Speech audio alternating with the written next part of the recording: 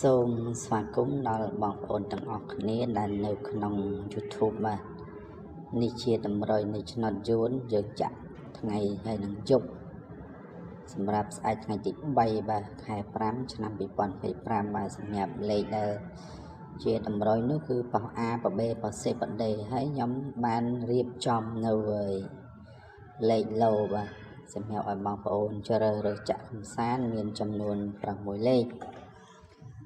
បាទសម្រាប់ម៉ោង 6:30 លេខឡូនេះបាទភាគច្រើនវាចេញមក A បាទនៅក្នុងនោះស្អែកយើងអូសខ្ទង់20បាទខ្ទង់20សម្រាប់ BC បាទហើយនៅខ្ទង់10ហើយនៅខ្ទង់30បាទមាន3ខ្ទង់នេះឯងសម្រាប់ជាតម្រុយ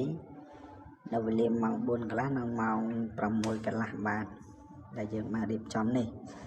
ហើយទន្ទឹមនោះបើបងប្អូនចង់ឧបត្ថម្ភនៅពេលដែលបងប្អូនចាក់ឆ្នោតត្រូវបាទបងប្អូនអាចមើលនៅខាងចុងសម្រាប់លេខកណនី